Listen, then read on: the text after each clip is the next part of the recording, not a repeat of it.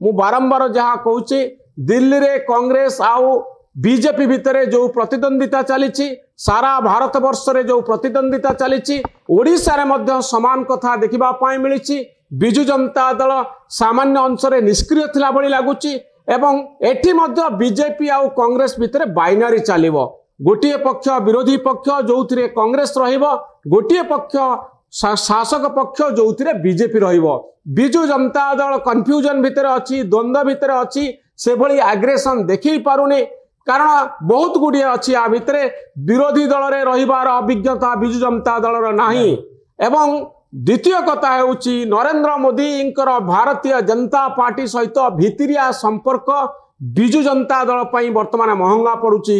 एमाने aggressive stand नहीं पारुनांती, मुख्य विरोधी दलर भूमिका नहीं पारुनांती। जो शून्य स्थान को पूरण करबा पई कांग्रेस आगे आसुची। मते लागुची गत 48 घंटा भितरे जेतिकी मीडिया स्पेस मीडिया रे जागा कांग्रेस नेलानी या होची अभूतपूर्व। एते बड़ जागा ओडिशार गणमाध्यम रे, खबर कागज रे, टीवी चैनल रे आउ डिजिटल प्लेटफॉर्म रे केबे हेले कांग्रेस पार्टी पाई पारि नथिला। एवं कांग्रेस रो नेता मानकर बाइट्स चलीची, डिबेट चलीची, से माने बड़ जोरे सरकार संपर्क रे कहउचंती। भक्तदास आगरे अचंती।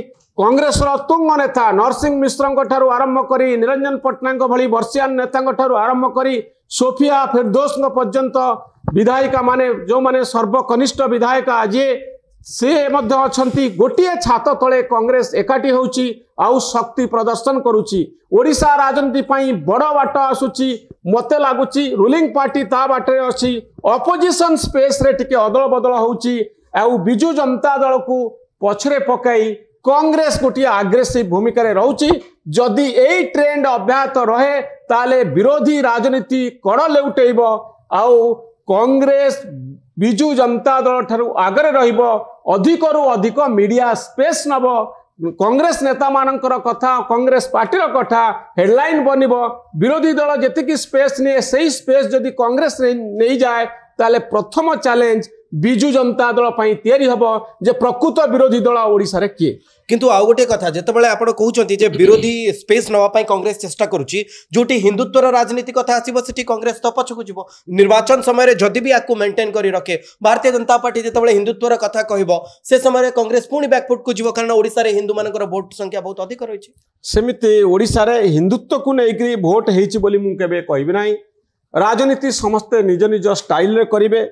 एससी एसटी ओबीसी दलित यही भोट बैंक उपरे कांग्रेस आखि पकईची।